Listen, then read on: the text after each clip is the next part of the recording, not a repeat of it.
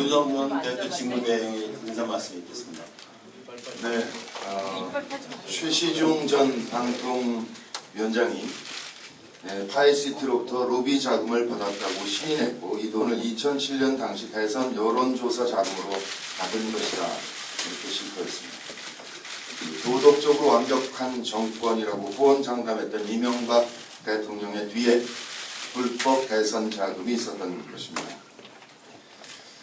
근데 이 사건은 돈 보따리가 전달되는 과정을 12월 달에 그 전에 사진을 찍었고 그 사진이 12월 달에 오갔습니다. 그러니까 검찰에서는 이미 이 사건에 대한 실체를 알고 있었으면서도 4.11 총선 이후에 공개되도록 시기 조정을 했던 것이 아닌가라는 의문이 들 수밖에 없습니다. 그런데 본격적인 수사가 시작되기도 전에 4월 23일에 검찰총장과 중수부장께서는 이 사건은 오래 끌 일이 아니다 라고 하면서 단순 인허가 비리로 몰아가려 하는 것이 아닌가라는 우려가 생깁니다. 그간 이명박 정부 들어서 검찰은 정치검찰이라는 불명예스러운 별명을 갖고 있었습니다. 이 불명예를 스스로 벗어 던질 수 있는 절호의 기회가 온 것입니다. 검찰은 이 돈이 들어온 과정, 나가는 과정, 그리고 유독 이 돈뿐 아니고 2007년 대선 자금 전체에 대해서 이번 기회에 낱낱이 수사를 하기를 권고합니다. 그제 북한 쪽에서 남쪽을 향해서 군사적인 위협 발언이 있었습니다. 이에 대해서 우리 민주통합당은 대변인 성명을 통해서 그리고 대표 성명을 통해서 어제 자제를 당부했습니다. 용서할 수 없는 죄송합니다. 용납할 수 없는 발언임을 분명히 했습니다. 이 자리를 빌어서 다시 북의 새 지도부에게 요구합니다. 대화와 평화의 자세만이 남과 북 공동의 번영과 통일을 여는 유일한 열쇠입니다. 새 지도부가 군부 중심의 강경책을 벗어나기 바랍니다. 그리고 이명박 정부도 지난 4년 대북 강경책을 폐기하고 한반도 비핵화와 남북의 공존 그리고 상호 번영을 위해서 육자회담 틀이 복원되도록 적극 나설 것을 촉구합니다. 그리고 다시 한번 말씀드리지만 이 위기가 파국으로 치닫지 않도록 우리 민주통합당은 북과 대화를 열기 위한 초당적인 행보를 해나갈 뜻이 있음을 다시 한번 밝혀드립니다. 마지막으로 짧게 한 가지 더 말씀드리겠습니다. 새누리당 안에서 지금 대선 후보 경선 방법을 놓고 친박과 비박이라고 그러죠. 반박 진영 간의 논란이 있습니다. 다른 정당의 내부 일이기 때문에 굳이 어떤 코멘트를 할 필요를 느끼는 것은 아니지만 그 안에서 몇 가지 논리에 대해서 한 가지 논리에 대해서만 말씀을 드리고자 합니다. 친박 진영에서 얘기하는 논리는 역선택의 가능성이 있다. 그러므로 국민참여 경선이 바람직하지 않다라는 의견을 갖고 있는 것으로 보입니다. 그래서 우리 민주통합당은 지난 1월부터 모바일 투표의 법제화를 제안한 바 있습니다. 당시 한나라당이 이를 거부하는 바람에 지금 18대 국회에서 이가 처리되지 않고 있는데 우리가 제안한 모바일 투표의 법제화만 한다면 역선택이 근본적으로 방지될 수 있습니다. 방법이 무엇이냐면 각 정당에서 당내 의사결정 과정 또는 당내 경선 과정에서 국민선거인단을 모집했을 때 그 선거인단의 전화번호를 선관위에 제시하면 선관위는 그것을 행자부를 통해서 기초의원 선거구를 구분할 수 있을 정도의 주소 확인을 주면서 동시에 여러 정당에 동시에 등록한 사람들을 걸러서 삭제해주면 됩니다. 그러니까 근본적으로 이 역선택이 방지될 수 있는 방안이 있으니까 다시 한번 이번 기회에 모바일 투표의 법제화를 새누리당도 적극적으로 검토할 것을 권유드립니다. 이상입니다. 네, 다음 박지원 최고위원 모두 발언해 주시겠습니다.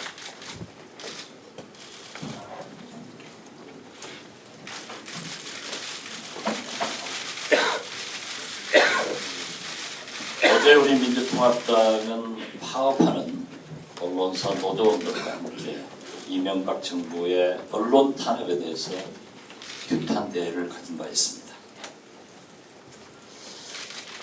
이러한 언론사의 파업이 지난 총선에 어떠한 영향을 미쳤을까 하는 것은 이미 부정적으로 오히려 야당이 손해를 보았다, 이런 결론에 도달하고 있습니다. 사실 파업하는 언론인 모두도 지난 총선에서 야권이 과반수 의석을 훨씬 상회할 것을 예상하고 또 그것을 위해서 노력했다고 믿습니다.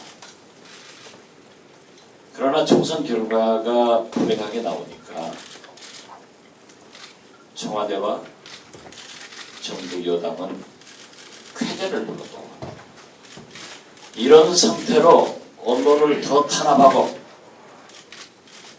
노조 관계자들을 해직하고 프로그램을 폐지하고 이제 대한민국의 언론이 완전히 싹을 잘라가는 방향으로 나가고 있습니다. 오늘 또 모 TV사에서는 20여 명의 해고를 발표했다고 합니다. 언론이 제대로 역할을 못하는 상황에서 대통령 선거를 치른다고 하면은 어떻게 될 것인가? 이걸 생각하면 이명박 정부는 이러한 상태를 계속 몰고 가면 공작으로밖에 볼 수 없습니다. 저는 이 자리에서 박근혜 비대위원장에게 묻습니다. 아버지 박정희 대통령이 이 나라 독재 정치를 하면서 유신을 하면서 언론을 탄압했습니다. 그렇게 집권을 했지만은 집권 당시에는 편했습니다. 그러나 그 결과는 어떠했는가? 박근혜 비대위원장이 너무나도 잘 알 것입니다. 따라서 이제 이 문제의 해결은 레임덕에 빠진 이명박 대통령이 아니라 가장 확실하게 당권과 권력을 장악하고 있는 박근혜 비대위원장의 몫이다. 그렇기 때문에 과연 아버지처럼 언론 탄압하에서 언론 말살하에서 대통령 선거를 치르기를 원하는가? 민주주의 국가답게 언론의 기능을 복원시켜서 대통령 선거를 치를 것인가? 답할 차례입니다.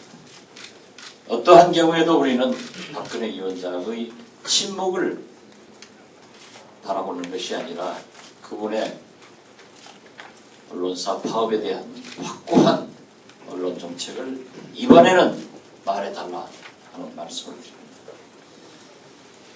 우리 민주당도 19대 국회가 개원되면 바로 진상조사위원회를 구성하고 만약 국회 내에서 한나라당이 응하지 않을 경우에도 민주당 독자적으로 언론사 파업 문제를 주도적 역할을 하면서 해결하는데 모든 당원을 거래한다 하는 말씀을 드립니다. 다시 북한에서 지나친 발언과 함께 제3차 핵실험을 준비하고 있다는 보도들이 들어오고 있습니다. 우리 민주당은 다시 한번 북한 당국자들에게 경고합니다. 제3차 핵실험은 어떠한 경우에도 하지 말아야 합니다.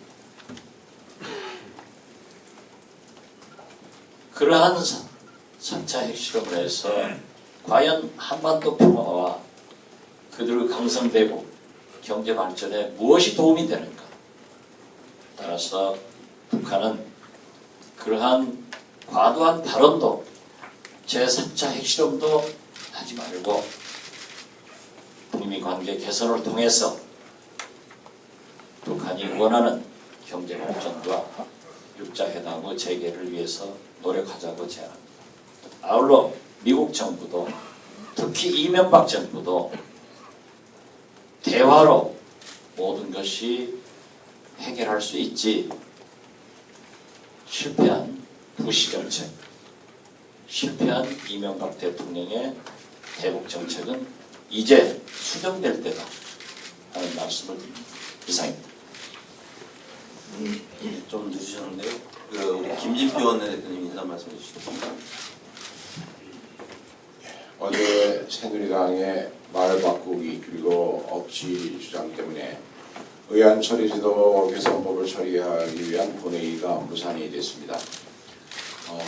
민주당의 강기정 의원이 밝혔지만 18대 국회에 109건이라고 하는 역대 최다 집권 상정, 할 때마다 역대 최악의 몸싸움이 있었습니다. 이 18대 국회에 5명을 씻을 기회가 현재로서는 불가능이 되어버렸습니다. 19대 국회가 날치기와 몸싸움이 없는 국회, 대화와 타협의 국회로 거듭나기를 바라는 국민의 열망에 찬물을 끼얹은 새누리당과 박근혜 위원장의 맹성을 촉구합니다. 의안처리 개선법은 우리 정치가 날치기와 몸싸움까지 불사하는 이 강대강 대결 국회에서 벗어나야 한다고 해서 여야가 2년 이상 외국 사회 등을 종합적으로 고려해서 만든 합의안입니다. 그리고 이 안은 새누리당이 국민 앞에 총선 공약으로 약속했던 상황이고 새누리당 주도로 17일 날 운영위원회를 통과했을 때 황우여 원내대표가 역사적인 순간이라며 자화자찬했던 법안입니다. 이제 와서 새누리당과 박근혜 위원장이 식물국회 운운하면서 의안처리제도의 의안처리제도 개선안의 골간을 개선하려는 것은 말이 되질 않습니다. 이것이 박근혜 위원장이 말하고자 하는 원칙이며 정도인지 되묻지 않을 수 없습니다. 아직도 제왕적 대통령이 일방적으로 지시하고 다수가 힘으로 밀어붙이는 이런 권력의 단맛에 취해서 그 시대의 낡은 사고에 갇혀 있어서는 이 문제를 해결할 수가 없습니다. 우리 민주통합당은 의안처리제도 개선안의 타결을 위해서 위원회 안건조정제도라든가 안건신속처리제도, 직권상정의 제한과 같은 의안처리제도 개선의 골자를 지키면서도 일반 법률안이 법사위에서 일정 기간 120일 내에 심사를 마치지 못할 경우에는 여야 상임위원회 간사의 합의를 통해서 본회의에 상정할 수 있는 길을 열어주는 마지막 양보안까지 제안했는데 새누리당은 이것도 지금 받지 않고 무산시키려고 하는 그런 억지를 부리고 있습니다. 아직도 신랄 같은 마지막 기회는 남아있다고 보여집니다. 이 19대 국회를 또다시 날치기와 몸싸움으로 얼룩지게 만들 것이냐, 아니면 대화와 타협의 성숙한 정치 문화의 원년으로 만들 것인가, 이것은 새누리당과 박근혜 위원장의 결단에 달려있다고 생각합니다. 이 의안처리제도 개선안이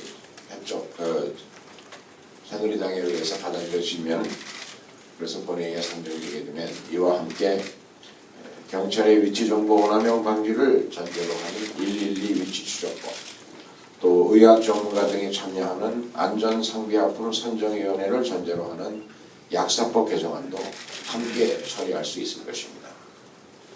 이상입니다. 다음 이인영 최고위원 모두 발언해 주시겠습니다. 원내대표께서 다 말씀하셨기 때문에 저는 간략하게 좀 부탁드리겠습니다. 의안처리제도 개선안, 언론에서 국회 선진화 법안 이렇게 말씀하십니다만 그 본질은 국민의 입장에서는 몸싸움 방지 법안입니다. 그리고 의회 민주주의 입장에서는 날치기 방지 법안입니다. 이것은 특정한 정당의 정략의 문제가 아니라 국민과 시대의 요구에 부응하기 위한 정치권 전반의 과제였고 또 그것을 실천하기 위한 시도였다 이렇게 생각합니다. 선관위에서 당선증을 교부한 선관위의 잉크가 마르기도 전에 새누리당은 약속을 뒤집었습니다. 거짓말 정당이고 위약 정당입니다. 구의 민주주의에 대한 선전포고다 이렇게 생각합니다. 국민의 뜻을 거스르는 중대한 도전 행위다, 도발이다 이렇게 말씀드리지 않을 수 없습니다. 앞으로 19대 국회가 다시 몸싸움과 극한적 대결로 치달을 수밖에 없는 아주 먹구름이 이렇게 조성된 것과 같다 이렇게 생각하고 강력하게 규탄합니다. 새누리당은 지금이라도 입장을 바꿔서 국민과 시대의 요구에 부응해야 한다 이렇게 말씀드리겠습니다. 이상입니다. 김부겸 최고위원 모두 발언해 주시겠습니다. 저도 정무선생 국회 몸싸움 방지법에 대해서 유감스럽게 말씀을 드리겠습니다. 18대 국회 하면 아마 국민들은 거대 여당의 국회의장의 집권 상정 남용, 몸싸움, 강행처리 아마 이런 단어만 기억하실 겁니다. 사실상 제출된 의안의 97% 이상이 여야 합의로 통과되고 정말 정권의 목적을 위한 몇 가지 법안만이 결국 마지막까지 이렇게 몸싸움을 해야 되는 상황으로 넘어갑니다. 핵심은 제왕적 대통령의 지시로부터 국민의 대표기관인 국회의 건의와 민주주의를 지키는 문제입니다. 이렇게까지 새누리당이 약속을 하고 공약을 하고 심지어 국회 운영위원회에서 통과시킨 마당에도 이렇게 정지를 하고 국민과 약속을 뒤집는 것은 아무리 봐도 다음 정권을 먹을 것으로 스스로 오판을 하고 제왕적 대통령 노릇을 하겠다는 뜻으로밖에는 볼 수 없습니다. 분명히 경고해드립니다. 역사는 그런 교만한 자들에게 절대로 기회를 주지 않았다는 것을 새누리당이 다시 한번 경고하고 싶습니다. 이제 마지막 신랄 같은 우리 원내대표님의 표현에 따르면 신랄 같은 기회가 남아 있습니다.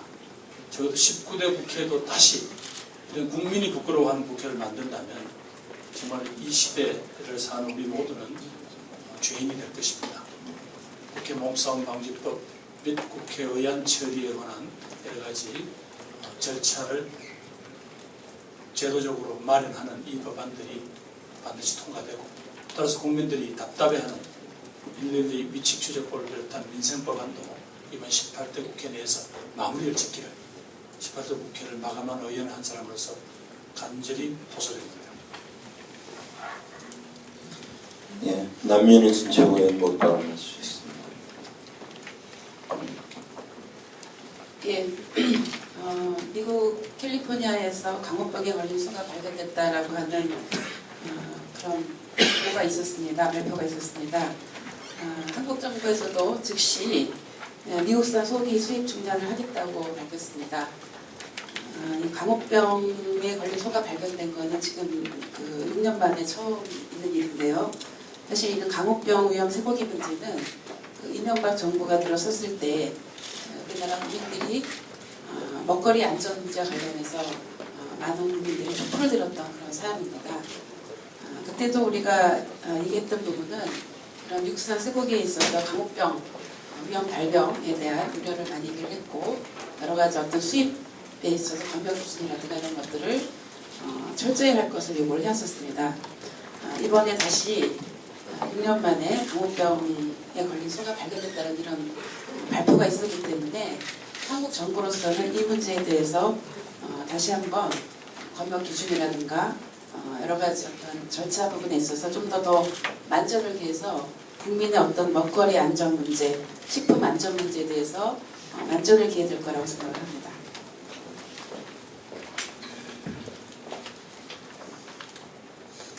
예, 다음 김광진 최고위원 모두 발언해 주시겠습니다. 예, 지난 월요일에 남윤숙 최고께서 간략하게 말씀하셨는데요. 청년들이 이 문제에 조금 더 발언해 주기를 바라서 학교폭력 실태 전수조사에 대한 이야기를 조금 더 길게 하겠습니다.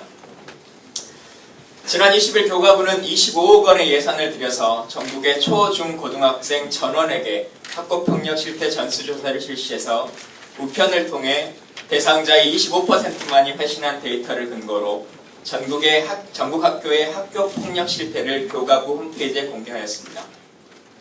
전체 학생이 아닌 응답자를 기준으로 하는 데이터이기에 이미 언론을 통해 밝혀진 것처럼 아무도 설문지를 발송하지 않아 회수율 0%로 학교 폭력이 하나도 없는 클린 학교로 선정된 곳도 있고, 전교생 중 한 명만이 응답에 참여해서 학교 폭력 지수가 100%가 나와 우범 학교로 낙인 찍힌 곳도 있습니다. 실제 대상자보다 설문 회수율이 더 높은 학교는 204곳이나 됐고, 심지어 어떤 학교는 전체 학생 수의 3배가 넘는 설문이 회수돼서 응답률이 367%가 되는 등 본 조사는 엉터리 지표와 깡통 통계로 점철되어 데이터로서의 공정성과 객관성을 담보하지 못하면서 일선 학교의 낙인 효과와 학교별 서열화의 도구로만 사용되었습니다. 군대를 다녀오신 분들은 소원술이라는 단어를 아실 겁니다. 내무관급에서 이루어지기도 하고 대대급 혹은 연대나 사단급에서 진행하기도 합니다. 가끔은 다른 부대에 전 국민이 알만한 특별한 문제가 터졌을 때 국방부 차원에서 전군을 대상으로 진행하기도 합니다. 소원수리의 목적은 두 가지입니다. 하나는 진정 장병들의 고민과 고충을 듣고 이를 해결하기 위하여 진행하는 것이고, 다른 하나는 실제 존재하는 문제점과 사건들을 대외적으로 은폐하고 내부 고발자를 통제하기 위한 수단으로 작용하는 것입니다. 설문지의 조사 주체와 내용을 보면 설문에 답하는 장병들은 어떤 답을 해야 하는지 감으로 알 수 있습니다. 그리고 상급자가 원하는 방향에 맞춰 적절한 통계치를 누군가가 명령하지 않아도 완벽하게 맞추어줍니다. 이번 교과부의 설문지 원본에는 설문조사 결과는 학교폭력 예방을 위한 기초자료로 활용할 계획이며, 작성자의 정보와 응답 내용은 철저히 보호됨을 알려드립니다 라고 명시되어 있습니다. 하지만 교과부는 조사윤리광령을 어기면서 홈페이지에 학교의 실명을 명시하였으며 심지어 전체 데이터를 공개하였습니다. 하지만 제가 진정 염려스러운 것은 설문의 응답률이나 서열화 공개만이 아닙니다. 교과부는 앞으로 매년 2차례 같은 설문을 진행하겠다고 선언했습니다. 과연 이러한 서열화와 낙인 찍기를 경험한 일선 학교와 학생들이 앞으로 현장의 문제와 고민을 진솔하게 답할 수 있을까 하는 것입니다. 아마도 다음 설문부터는 회수율도 특별히 태나지 않을 정도의 수치로 맞춰질 것이며, 대외적으로 학교 폭력이 발생하고 있는 것은 한 곳도 없는 것으로 나타날 것입니다. 그리고 언론을 통해서 전국의 일선학교 학교폭력 현저하게 줄어라는 타이틀을 통해 이명박 대통령과 이주호 장관이 이루어낸 성과라고 도배되어질 것입니다. 매년 학교폭력과 입시교육의 폐해로 인하여 200여 명의 학생이 자살을 하는 대한민국의 교육 현실은 하나도 해결되지 못하면서 말입니다. CEO 출신 대통령과 경제학자 출신 교육부 장관이 진정으로 학교폭력으로부터 우리의 학생들을 지키고 보호하고자 하는 의지가 있다면 학생을 데이터와 숫자로 생각하지 말고 따뜻한 가슴을 가진 인격체로 인식하시길 바랍니다. 대한민국 교육 현실의 문제 해결은 25억짜리 설문지가 아니라 두 분의 인식 개선에부터 시작될 것입니다. 이상입니다.